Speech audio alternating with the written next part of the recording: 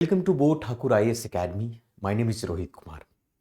मैं आशा करता हूं कि आप सभी लोग सही होंगे और आपकी तैयारी बेहतर हो रही होगी। खास करके असम पब्लिक सर्विस कमीशन की तैयारी की बात करें तो आज 24 फरवरी 2022-23 है और आज का सबसे प्रमुख करंट अफेयर जो असम ट्रिब्यून, द हिंदू और इंडियन एक्सप्रेस से लिया गया है।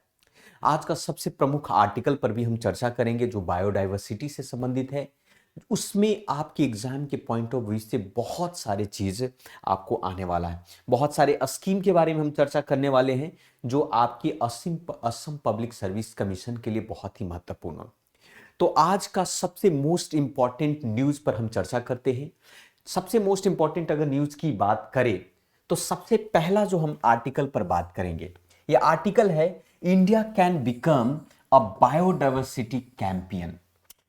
ये आपका आर्टिकल प्रीलिम्स के पॉइंट ऑफ व्यू से भी बहुत महत्वपूर्ण है अगर हम बात करें तो, और मेंस के पॉइंट ऑफ व्यू से भी बहुत महत्वपूर्ण है क्योंकि प्रीलिम्स में इससे कई ऐसे क्वेश्चन पूछे जाने वाले हैं। जैसे खास करके भारत सरकार ने जिस प्रकार से स्कीम लॉन्च किया है अपने बायोडाइवर्सिटी को बेहतर करने के लिए, तो उस आर्टिकल में हम उस स्कीम से संबंधित हम बात करेंगे। जैसे ग्रीन मिशन इंडिया हुआ है ना, या फिर बायोडाइवर्सिटी को कंजर्व करने के लिए भारत सरकार ने डिफरेंट डिफरेंट टाइप के प्रोग्राम चलाए हैं। और साथ साथ में जो सप्तर्षि योजना है, बजट जो 2023 और 24 में जो लॉन्च किया है, उस सप्तर्षि योजना में भी आपको बायोडाइवर्सिटी का मोस्ट इंपॉर्टेंट प्रायोरिटी दिया गया है। तो चर्चा करेंगे क्योंकि मेंस में ये एग्जाम के जीएस थर्ड में आपको बहुत महत्वपूर्ण भूमिका निभाएगी, आपको इन्वायरमेंट के खास करके। दूसरा न्यूज जो है आपका, ये भी आपको जीएस थर्ड से संबंधित है। आपका जीएस थर्ड में आपकी असम पब्लिक सर्विस कमीशन में प्रश्न पूछ सकता है इन्वायरमेंट से संबंधित। थर्ड ये है कि मिनिस्ट्री ने seek report to Kaziranga rhino estimation. आप सभी को पता होगा काजीरंगा नेशनल पार्क आप ही के राज्य असम में, अक्सर आपको ये नेशनल पार्क आपके राज्य असम में है, काजीरंगा नेशनल पार्क। तो मिनिस्ट्री ऑफ इन्वायरमेंट ने कहा है कि भाई आप मुझे एस्टिमेशन दो कि कितने राइनो बढ़े हैं या घटे हैं, इसकी आप मुझे लेखा जोखा विवरण दे। तो इससे संबंधित न्यूज है, इस पर भी चर्चा करेंगे, साथ में एमसीक्यू भी सॉल्व करेंगे। तीसरा न्यूज है आपका indigenous technology cruise missiles test fired from the ITR at the Chandipur. ये भी आपका जीएस थर्ड में प्रश्न बनेगा साइंस और टेक्नोलॉजी में, क्योंकि हर साल सिविल सर्विसेज भी साइंस और टेक्नोलॉजी से बहुत सारे प्रश्न पूछती है ना। आपके असम पब्लिक सर्विस कमीशन में भी ऐसे बहुत सारे प्रश्न पूछे जा चुके हैं ऑलरेडी, पहले भी इसके बारे में भी चर्चा करेंगे। और साथ में एक निर्भया मिसाइल के बारे में भी हम चर्चा करेंगे जो कि आपके जीएस थर्ड में ही आपको पूछा जाएगा। इसके अलावा जो है हम लोग एमसीक्यू की डिस्कस करेंगे। लास्ट में हम लोग कुछ एमसीक्यू भी आपके लिए मैं छोड़ कर जाऊंगा, जिसे आप लोग सॉल्व कीजिए और बताइए कि उसका राइट आंसर क्या होगा, है ना। तो शुरू करते हैं आज का पहला आर्टिकल जो आपके एग्जाम के लिए महत्वपूर्ण है। यह आर्टिकल द हिंदू से लिया गया है और इस आर्टिकल के जो राइटर हैं रवि चालेम, आपके सैनन और आपके कमल बाजवा, ये सभी लोगों ने इस आर्टिकल को बेहतर तरीके से लिखने की कोशिश की है, भारत के संदर्भ में बताया है, बायोडाइवर्सिटी के बारे में बताया है। तो चलिए शुरू करते हैं एक एक करके। सबसे पहले ये आर्टिकल की चर्चा करें तो प्रीलिम्स में ये आपको बायोडाइवर्सिटी से संबंधित प्रश्न पूछने वाले हैं। यूनाइटेड नेशंस बायोडाइवर्सिटी कॉन्फ्रेंस से रिलेटेड प्रश्न पूछेगा। National mission for green India से भी प्रश्न आपको हो सकता है। इस साल नेशनल ग्रीन इंडिया से आपके प्रश्न यूपीएससी के प्रीलिम्स में पूछा जा सकता है। या फिर जीएस फर्स्ट में आपको as a environment impact assessment से संबंधित आपके प्रश्न पूछेंगे। आर्टिकल क्या कहता है इस पर चर्चा किया जाए। सबसे पहला पॉइंट तो यह है कि आप सभी को पता होगा कि बायोडाइवर्सिटी का महत्व कितना हमारे लिए महत्वपूर्ण है। बायोडाइवर्सिटी के महत्व को और महत्वपूर्ण और मजबूत करने के लिए national biodiversity conference Montreal Canada में एक संस्था बनाया गया था, यह आर्टिकुलेट किया गया था ताकि बायोडाइवर्सिटी को बेहतर किया जाए। अब इसके लिए क्या होता है कि आप सभी को समझना चाहिए कि बायोडाइवर्सिटी होता क्या है। दरअसल अगर हम बात करें कि किसी भी स्पेसिफिक अगर पर्टिकुलर ज्योग्राफिकल रीजन में जो प्रेजेंट ऑर्गेनिजम्स हैं, चाहे वो लिविंग ऑर्गेनिजम्स की बात किया जाए, चाहे फना हो या फ्लोरा हो, उन number of variety of the living organism जो प्रेजेंट होता है जो स्पेसिफिक ज्योग्राफिकल रीजन में, तो उस क्षेत्र को हम बायोडायवर्सिटी कहते हैं। अगर सामान्य या आसान भाषा में इस बात को समझे, उसमें आपको प्लांट्स भी होंगे, उसमें आपको एनिमल्स होंगे, उसमें आपके ऑर्गेनिजम्स होंगे, उसमें जीन्स होंगे, ये सभी उस बायोडायवर्सिटी के अंदर में आपको देखने को मिलेगा। चाहे माइक्रो ऑर्गेनिजम्स हो, प्लांट्स हो, एनिमल्स हो, जीन्स हो, ये सभी बायोडायवर्सिटी के अंदर में आपको देखे जाते हैं। कहा जाता है कि ये जो बायोडायवर्सिटी है, खास करके पृथ्वी पर के जितने भी ऑर्गेनिजम्स हैं, लिविंग ऑर्गेनिजम्स हैं, उन सभी लिविंग ऑर्गेनिजम्स की डाइवर्सिटी का मतलब विविधता कहते हैं। जैसे फॉर एग्जांपल की अगर हम बात करें तो शेर है, बाघ है, कुत्ता है, पक्षी है, कोयल है, मैना है, जो भी आप डाइवर्सिटी की बात करते हैं, डिफरेंट स्पीशीज के पेड़ पौधे, पीपल, ये सभी बायोडाइवर्सिटी को रिप्रेजेंट करता है। 2022 की अगर हम बात करें, दिसंबर 2022 की एक डेटा की बात करें, तो ऐसा कहा जाता है कि विश्व के 188 ऐसे देश हैं जिन्होंने आपस में जो एग्रीमेंट किया, और उसमें एक डेटा के तहत कहा गया कि आने वाले 188 ऐसे देश हैं विश्व के अंदर में जो 2030 तक दुनिया के 30% जो है आपके वर्ल्ड ओशियन और दुनिया के 30% का वर्ल्ड लैंड का कंजर्विंग के द्वारा जो बायोडायवर्सिटी जो लॉस हो रहे हैं उसको रिवर्स किया। मतलब कहता है कि reverse biodiversity loss by the conserving 30% of the world land and 30% of world. जिस प्रकार से हमारी बायोडायवर्सिटी लॉस हो रही है, तो हमारा टारगेट होना चाहिए कि आने वाले जो 2030 तक इन सभी को लॉस बायोडायवर्सिटी को रीगेन किया जाए, है ना। तो इसके बारे में इस बात पर चर्चा की जा रही है। अब लेकिन सवाल यह है, यहां पर थोड़ा सा समझिए, आपका वो सब तो मुद्दा है, लेकिन आपके एग्जाम के पॉइंट ऑफ व्यू से ये चीजें यहां पर शुरू होती है। असम पब्लिक सर्विस कमीशन में भी आपके प्रश्न पूछे जाएंगे, यूपीएससी में भी आपको प्रश्न पूछे जाएंगे आपके प्रीलिम्स के अंदर में। प्रश्न यहां पर ये है कि भारत जो है, कैसे भारत कैंपेन करेगा बायोडायवर्सिटी का, कैसे पूरी दुनिया को बताएगा कि मैं अपने बायोडायवर्सिटी को बेहतर तरीके से कंजर्व करने की कोशिश कर रहा हूं।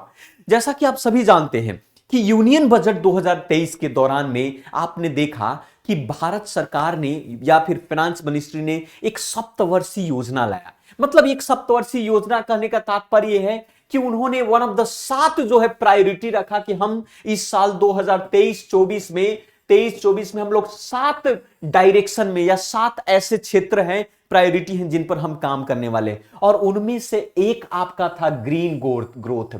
ग्रीन ग्रोथ, तो ये प्रश्न आपके एग्जाम में बन सकते हैं कि यूनियन बजट 2023 में ग्रीन ग्रोथ जो है, यूनियन बजट 2023 का एक 7 या सप्तर्षि का एक हिस्सा है आपका बायोडायवर्सिटी अर्थात ग्रीन ग्रोथ। कैसे ग्रीन का बढ़ावा दिया जाए, कैसे हरियाली को बढ़ाया दिया जाए।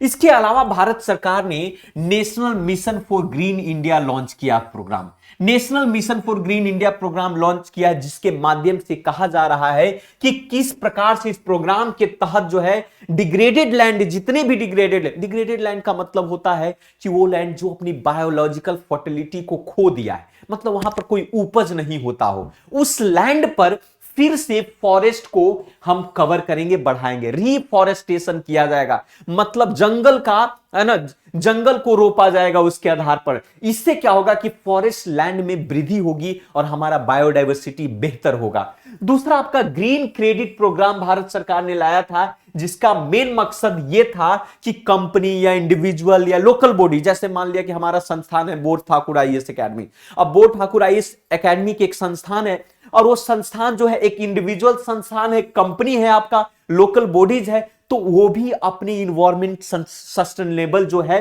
प्रोग्राम वो लोग चलाएंगे। छोटे मोटे वृक्ष का रोपण करना, अपने एरिया में ही वृक्ष का रोप कर देना, तो ये ग्रीन क्रेडिट प्रोग्राम जो है इसके माध्यम से चलाया जाएगा। उसी प्रकार से तीसरा भारत सरकार ने एक प्रोग्राम चलाया था मिस्टी का मतलब होता है mangrove initiative for shoreline habitat tangible income होता है। इसके तहत ये इसका मेन सिग्निफिकेंस ये है कि हम लोग जो है मैंग्रोव या कोस्टल इकोसिस्टम इन सभी को बढ़ावा दे, इसकी इंपॉर्टेंस को ज्यादा दे, ताकि हमारा क्लाइमेट चेंज की जो समस्या है उसको रोका जा सके। तो ये प्रमुखता प्रोग्राम आपके एग्जाम में पूछा जा सकता है, आपका खास करके यूपीएससी के एग्जाम और असम पब्लिक सर्विस कमीशन आपके कमीशन में इस तरीके के प्रोग्राम आपको पूछेंगे और ये बहुत इंपॉर्टेंट है आपके एग्जाम के लिए, आप समझिए। इसके अलावा भारत सरकार ने आपको एक पीएम प्रणाम नामक प्रोग्राम चलाया था, बायोडायवर्सिटी को मेंशन करें।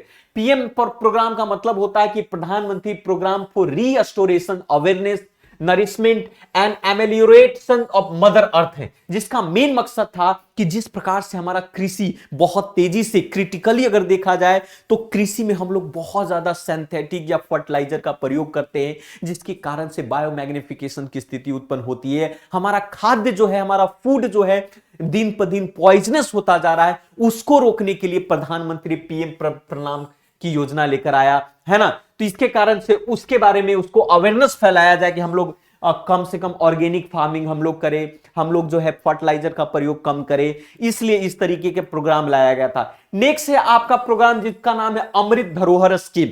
अमृत धरोहर स्कीम प्रोग्राम की अगर बात करें तो ये डायरेक्टली हमारे बायोलॉजिकल वेल्थ से संबंधित है आपका, ताकि हम लोग जो है वेटलैंड का प्रयोग करें, हम बायोडायवर्सिटी को इनहांस करें, हम कार्बन स्टॉक को बढ़ाएं, आप कह सकते हैं इको टूरिज्म की अपॉर्चुनिटी को लाएं, ताकि जितने भी लोकल कम्युनिटी हैं, जितने भी ट्राइबल्स हैं, जितने भी आसपास के लोग हैं, उनका भी इनकम में वृद्धि हो। इसीलिए अमृत धरोहर स्कीम भारत सरकार ने लेकर आई है। नेक्स्ट आपका पॉइंट इसी के अंदर में आपको आर्टिकल में लिखा गया कि ministry of environment forest climate change है ना, to stop the draining of the आपका हैदरपुर आपका यूपी में हैदरपुर है, उत्तर प्रदेश में एक रामसर वेटलैंड है, तो उसको सेफ गार्ड करने के लिए आपको ये प्रोग्राम लाया था।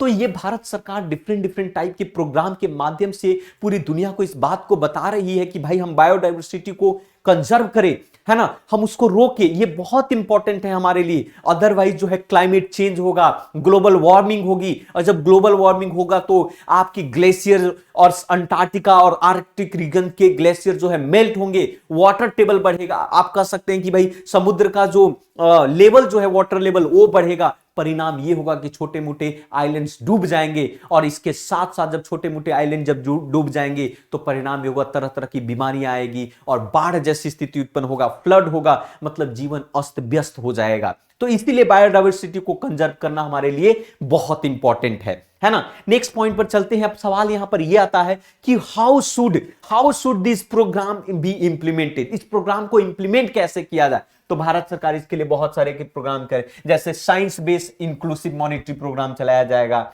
है ना, ताकि उस प्रोग्राम को न्यू मिशंस एंड प्रोग्राम्स हैं इकोलॉजिकल कल्चर और सोशल एस्पेक्ट्स के आधार पर बायोलॉजिकल वेल्थ को बढ़ाने के लिए, साथ साथ में प्रायोरिटाइजेशन बेनिफिट होगा आपका। तो ग्रीन इंडिया, आप भारत सरकार ने ग्रीन इंडिया मिशन चलाया है इन सभी प्रोग्रामों को लॉन्च करने के लिए, अधिक से अधिक ग्रीनरी लाने के लिए।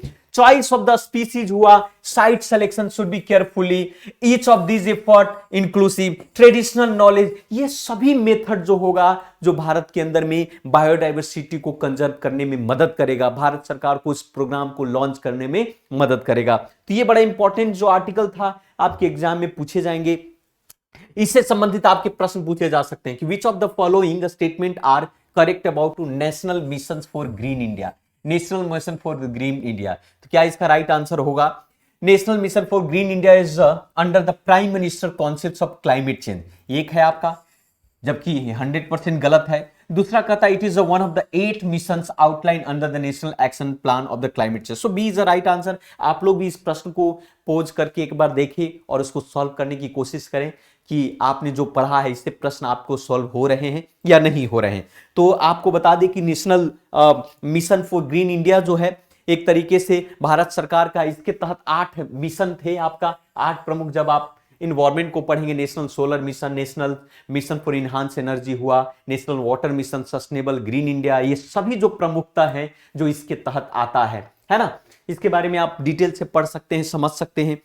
आगे देखा जाए, आगे जो एक सबसे प्रमुख न्यूज है असम से संबंधित, अगर हम बात करें हाल फिलहाल की बात किया जाए, जैसा कि हम लोगों ने बात किया था कि जो हमारे इन्वायरमेंट मिनिस्टर हैं आपका, पर्यावरण मंत्रालय ने काजीरंगा नेशनल पार्क की अथॉरिटी को यह कहा है कि आप मुझे रिपोर्ट दे कि क्या आपके नेशनल पार्क में जो वन राइनोज जो हैं उनकी वृद्धि हो रही है या नहीं हो रही है। तो union ministry environment and forest climate change has ने इस बात को कहा है कि फैक्चुअल्स रिपोर्ट मांगा है ना, काजीरंगा नेशनल पार्क और टाइगर रिजर्व 2022 का, कि पॉपुलेशन में वृद्धि हो रहा है या नहीं हो रहा है। तो इसके संदर्भ में आपका न्यूज है, तो आपका एग्जाम में प्रश्न पूछ सकता है कि काजीरंगा नेशनल पार्क क्या है, या ये भी प्रश्न पूछ सकता है काजीरंगा नेशनल पार्क में जो जानवरों की ग्रोथ कितना हो रहा है।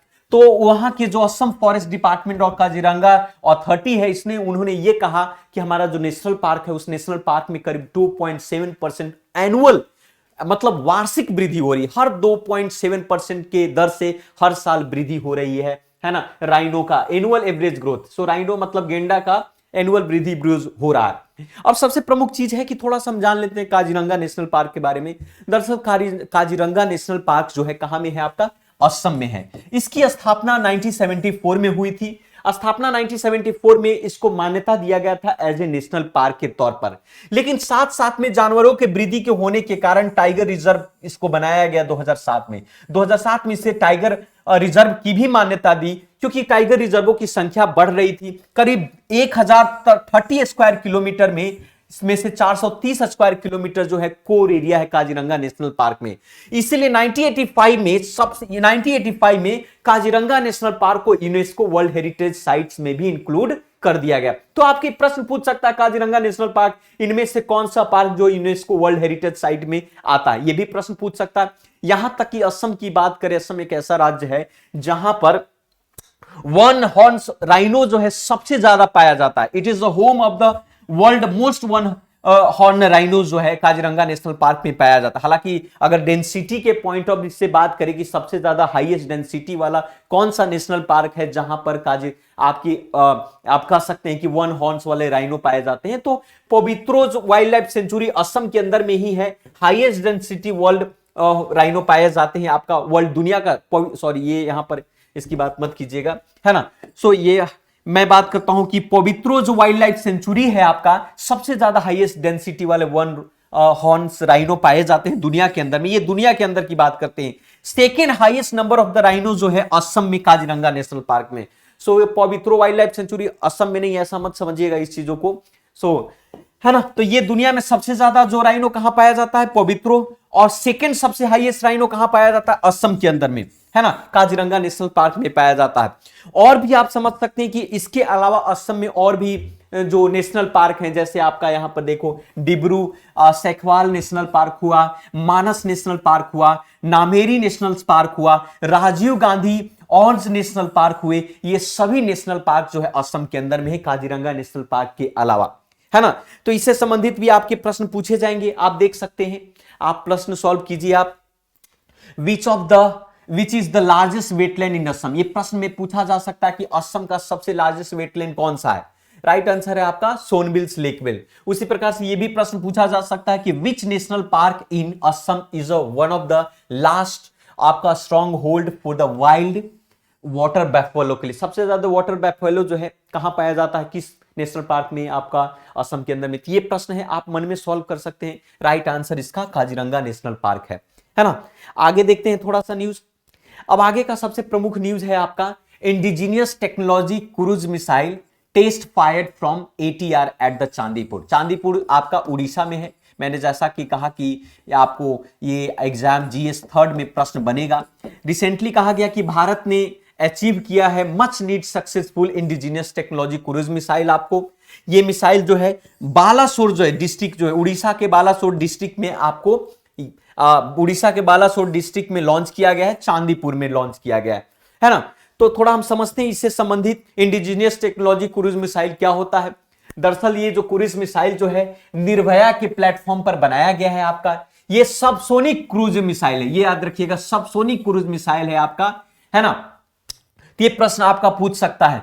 So it was equipped with the indigenous developed a small turbofan engine Manik से। तो ये प्रश्न आपका बन सकता है कि भाई ये इसमें क्या किस तरीके का मशीन लगा हुआ, तो स्मॉल टर्बो फैन इंजन मनिक आपको लगा हुआ है। साथ में इसमें रेडियो फ्रीक्वेंसी भी अपग्रेडेड लगाए गए हैं। मिसाइल जो है टेस्ट फायर्ड होता है, आप रेंज को रिड्यूस कर सकते हैं। साथ में 450 केजी तक आप थ्रस्ट रेटिंग है, इसको ले जाने की कैपेबिलिटी इसके अंदर में है। बेंगलुरु बेस एक गैस टरबाइन रिसर्च आपका इस्टेब्लिशमेंट है जिसको जीटीआरई कहता है, उसके द्वारा इस मिसाइल को डिजाइन किया गया है ना। और साथ में इसमें ट्विन स्पून भी लगे हुए रहते हैं। तो इस तरीके के कुछ पॉइंट आपके एग्जाम में पूछे जा सकते हैं, है ना। सबसे प्रमुख चीज देखा जाए इसमें निर्भया मिसाइल के बारे में।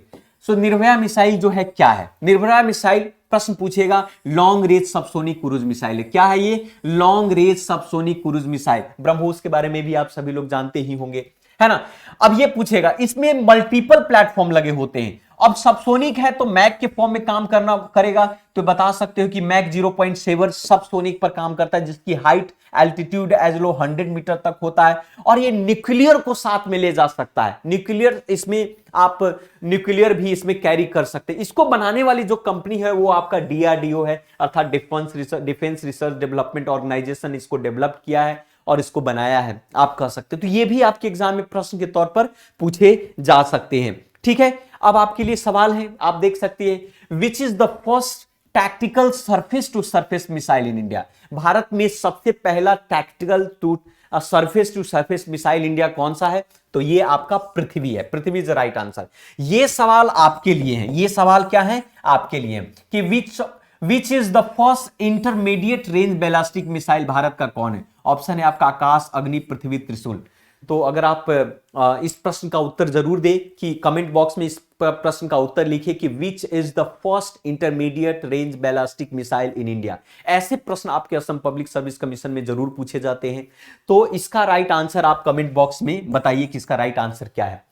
असम पब्लिक सर्विस कमीशन की अगर तैयारी कर रहे हैं तो आप इस प्लेटफॉर्म पर बने रहिए, और भी तरह तरह के प्रोग्राम आपको इस प्लेटफॉर्म पर लेकर आए जाएंगे। तो आज के लिए इतना ही। बाकी इस प्रश्न का उत्तर जरूर दें और करंट अफेयर के साथ आप बने रहें। जितना अधिक से अधिक इस वीडियो को शेयर करें ताकि जो है बाकी अन्य लोगों को सबका साथ सबका विकास के मार्ग पर हम सब लोग चल सके।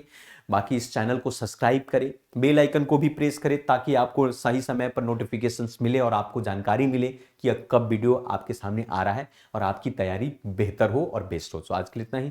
Thank you very much. धन्यवाद।